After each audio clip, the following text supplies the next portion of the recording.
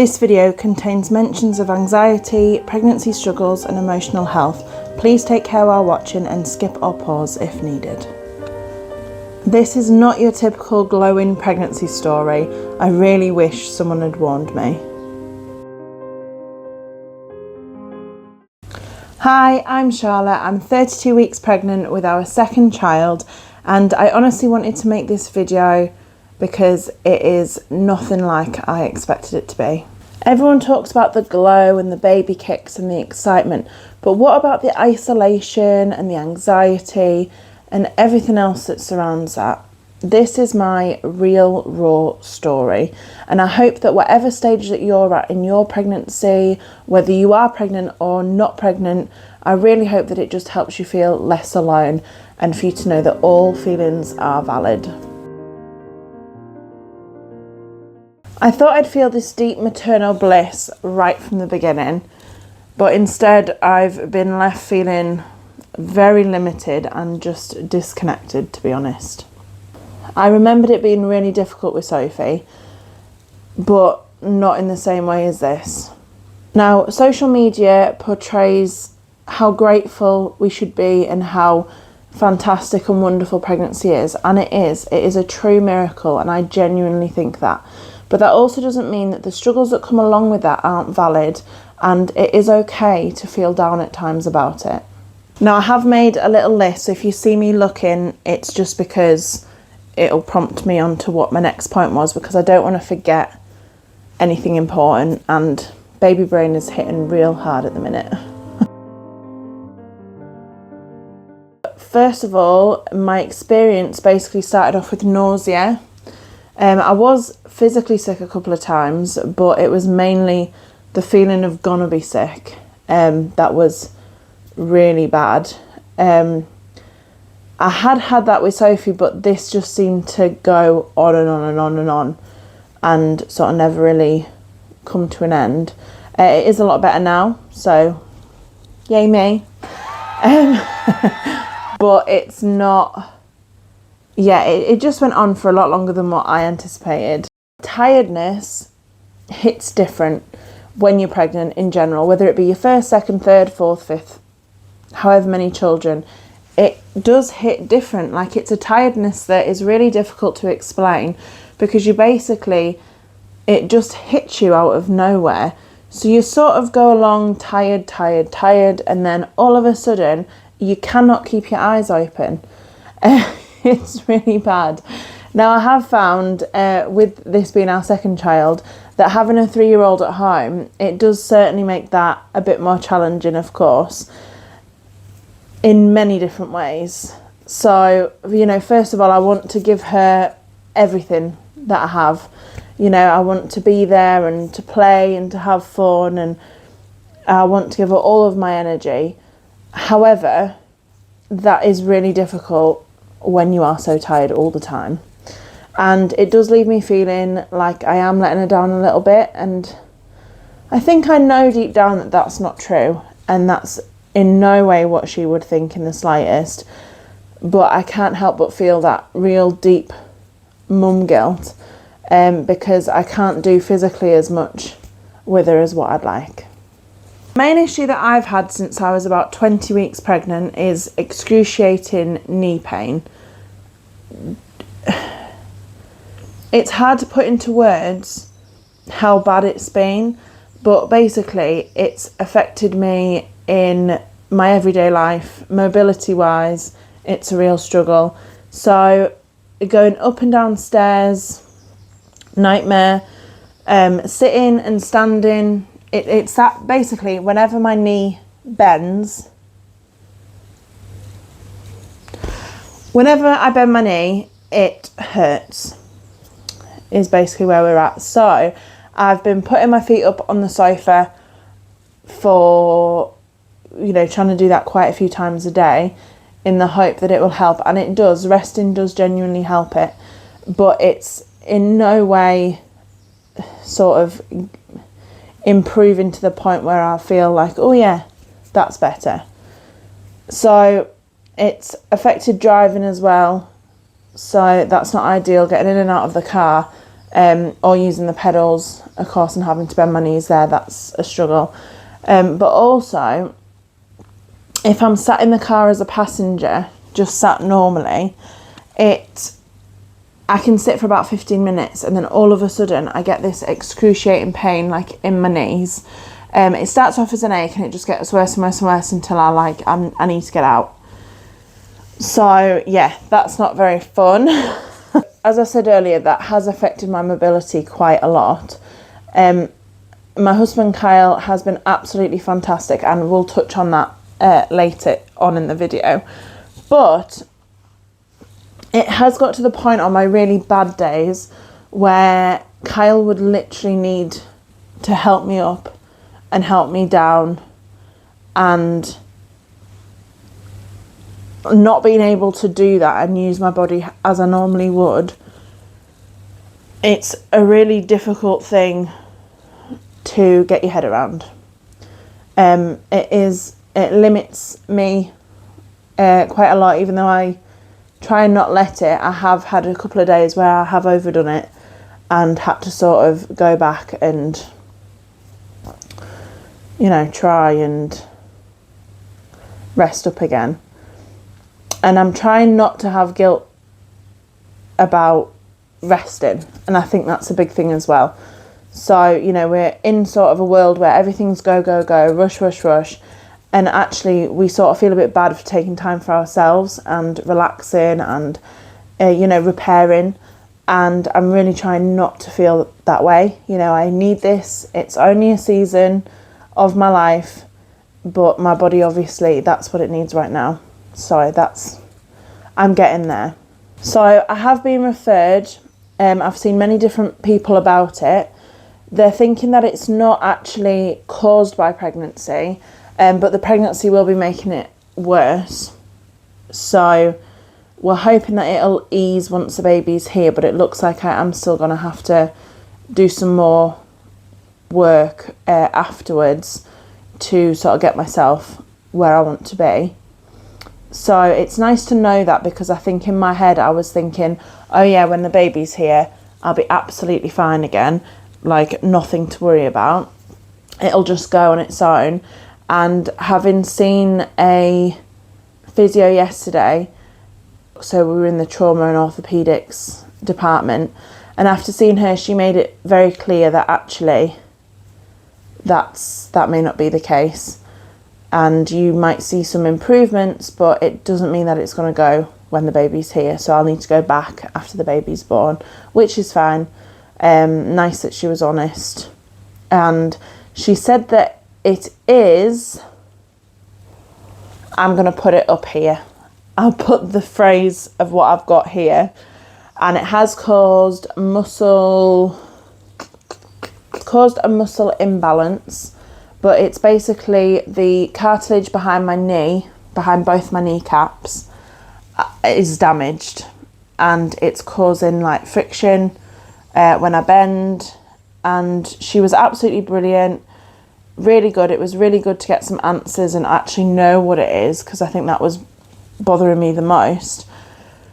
But yeah, it's just something that I'm going to have to monitor and we're going to have to work on. She wanted to do an x-ray, but of course I cannot have an x-ray with being pregnant, so I'll go back for that in September as well at some point. With my first pregnancy, when we were having Sophie, I had gestational diabetes, and I got diagnosed quite late, which is quite normal, and monitored it with my diet. So this time around I've had 2 of the glucose tests and they were all normal. But when I had one of my scans, it showed that the baby was measuring bigger than what they'd expect. So they asked me to do the finger prick blood test in order to just check it and rule out whether I did have gestational diabetes or not. Anyway, it's come back that I have got gestational diabetes. So currently I am just keeping on top of it with diet. And it's going okay, but I have had a few high ones after resting, after fasting, on the night. So when I wake up, I do it straight away, and that one should be the lower, like 5.3 at the highest. and I have had a few over that. So we're in constant communication with the diabetes team at our local hospital, at our local Friarage, and they're very, very good. They're keeping really on top of everything. They put my mind at rest. And there's a tablet called metformin that I would take one a day to start off with and just gradually build up if I needed to. But I was really hoping I wouldn't need to. But because I have had a few higher ones as well, after being diagnosed, and I am testing 4 times a day now. So because I've had a few high ones, she said it is normal because of hormones and other fluctuations during pregnancy, and it's not necessarily anything that I'm doing, but it is frustrating. She said we might just start one a day just to try and keep that fasting result low. So in terms of the actual labour, we're obviously getting quite close now. We are 8 weeks away from my due date, and because of the gestational diabetes, it's looking like they'll probably suggest that I have an induction. I did have one with Sophie, although it was only a few days before she was actually due to be born, before my due date. They're looking like they'll possibly want to induce me at 39 weeks, which is not, it's not ideal, but I don't have a birth plan. I didn't really have a birth plan with Sophie. For me, it was just preferences, because in the actual moment, I'm not necessarily going to be fully in control and be able to make those choices. So I'd rather not get my heart set on something and then be disappointed by it, or, you know, mentally have to deal with that as well as actually being in labour. So I have preferences, but I think for now we'll just keep talking about it as I've got more appointments.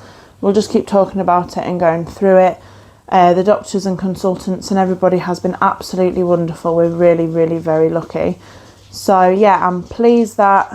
Right, Alfie? I'm pleased that I think we'll make the right decision all together, and of course take on their advice. And if we've got any concerns or anything, I know that they will take the time to listen to us and make sure that we're all happy with everything. So actually the 8 weeks that we think we've got left, we might actually have 7 weeks, which I must say is quite nerve-wracking and exciting. So yeah, we'll see how that goes. We are working on the bedroom and sort of trying to do little bits like that, just because I don't really want to be doing it when he's here. And it's just nice to sort of get the house ready and, you know, just feel like he's come in and part of the family already. Next, I wanted to talk about mental health, or just touch on it, which I know can be sensitive for a lot of people. But I think it's important because the more we share, the more we can relate to each other. And hopefully, just by hearing my story, it will hopefully help somebody out there. I definitely didn't expect to feel so alone during this pregnancy, even though I'm absolutely not. I have a great support system. I'm very, very lucky. I have a lot of mum guilt this time round, which of course I did not experience last time because I wasn't a mum yet. So I think that's a new one. And that's quite strange to experience. And I think it's just because at the minute, you know, I'm trying to grow a baby. You know, we're doing this big thing, or my body's doing this big thing. And as I said previously, I felt limited, and there's just a lot going on with that right now, and I don't want to let her down. You know, I don't want her life to change sort of in this period, because we're going to have a lot of change that we're going to work through as a family when he's here. So I just don't want it to be... I want to keep things as normal as possible for her. I don't feel like myself at all this pregnancy. I've got a real loss of identity, and it's hard to picture when this part of my life is going to be over and he's going to be here. Our little boy will be here. And I know that it's not forever. Fully aware, I know that. Sorry, that is my tummy. I'm just constantly hungry all the time. It's not forever, and I just keep sort of trying to think of that and thinking about the future and what that's going to look like for us and how exciting it is. And I know that I will be able to do the things that I want to do. And to be honest, if anything, it's made me really, really grateful for my health before I was pregnant that maybe I took for granted quite a lot. So I'm hoping, well, now I have a real sort of urge to just appreciate my body for what it does. I think we can all be quite hard on ourselves, and we don't need to be. You know, we're fantastic, and our bodies do so much for us and allow us to do so much that we really just need to give ourselves time and patience and love. It got a bit deep there, didn't it? But yeah, that's what I think. I definitely feel more anxious in general. So I go through periods of having anxiety, and then sometimes it'll, really improve and I'm feeling great and I don't seem to notice it as much. But I think since being pregnant, I've definitely seen a change sort of in certain things. So, for example, me and Kyle, we're very relaxed. We've got 2 dogs and Sophie at the minute. We want to let her explore. We want to let her sort of be independent, and, we're obviously there to help and we don't just leave her, but we want her to really experience the world and see the beauty in it. So we are a bit more laid back, but I've noticed that since being pregnant with our second, I am a lot more like, be careful, and that's how it feels. Like I get that sort of overwhelming urge to just say, oh, be careful, oh, don't do that, oh, watch that, or oh, don't do that, or this. And it's like, she's not actually in danger, and I would never have said that before in that situation. There obviously is a time and a place for it, but I've noticed that I'm just a bit more on edge, which again, like, I'm really trying to not do that because I don't want her to pick up on that. Overall, I am feeling quite low at the minute, but I can see light at the end of the tunnel. So it's a tricky one, but I think mentally it's definitely sort of draining me a little bit, for sure. But yeah, it's not going to be forever. It will be absolutely fine, and I am so excited for when he's here. There is a side that I feel that I'm letting Kyle and Sophie down at the minute,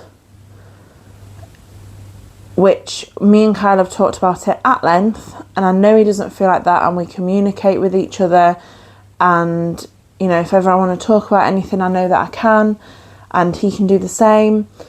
And I know that we've discussed it, and I know that he doesn't feel like that, and I know that we're all doing what we can, but I just can't help it. I cannot help it, and I want to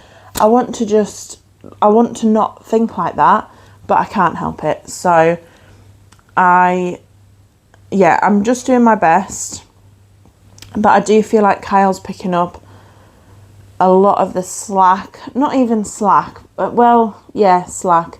But he's picking up a lot more stuff that obviously I would do that I'm feeling a little bit limited to do, or, I'm having to take a bit more time for myself.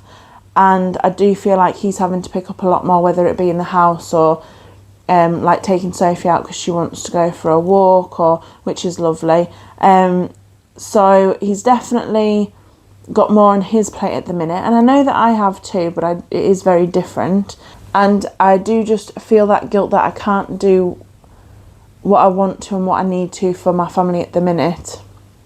And we don't have gender specific roles in our house apart from the bins. The bin is a blue job. But in general, we, everything's very split. It's not like, you do that and I'll do, like, it's not, everything's split very evenly, and we just get on with things. So I find it quite hard like, I want to help, basically. It's not that Kyle doesn't want to do it and he isn't happy to do it. It's just that basically I don't want him to have to do everything. If that makes sense. Wow, that is really a me issue. And of course we touched on Sophie earlier as well, just not being able to do everything that I want with her right now. But she's very understanding. She's very good. To end this little section, as hard as I'm finding pregnancy right now, I know that it's not going to be forever, and I know that my feelings are totally valid.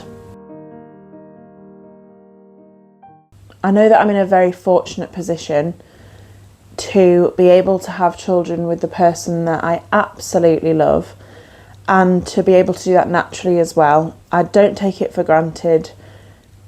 We really are blessed in that sense. But I'm also extremely tired and overwhelmed, which is okay.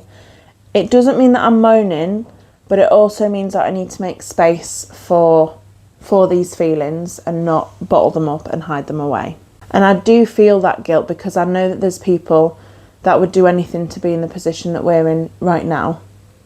And to anybody going through anything, you know, I really hope that everything works out for you and you get exactly what you want. I'm still allowed a space that allows me to work through my struggles without any judgment on me.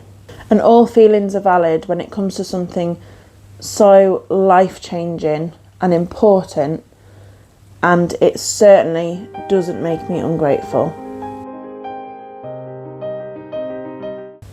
So my husband Kyle, by a long way, is my biggest supporter. I know that I'm the one that's going through the pregnancy, like I'm the one that's pregnant, but Kyle makes me feel like we're a team and we're actually doing it together. And I think that's really, really important, and that's what helps me get through the day and get out of these low moods that I've been having more recently, is that I know I'm not on my own. Because even though physically I'm the one going through it, we're 100% a team and we are going through it together. So yeah, I appreciate who he is as a person in general, and the support and the husband that he is. He's amazing, and I probably don't tell you this enough, but I appreciate you, just everything about you. I feel extremely lucky that we get to do life together and that you're my person to do that with. So, also, Sophie, she's only 3, and you know, we talk about it a bit, she talks about it, and she maybe doesn't understand completely. She knows that there's a baby gonna be here, but she really just has this way about her. She's so caring and kind and sympathetic. Emotionally, she's very, very mature.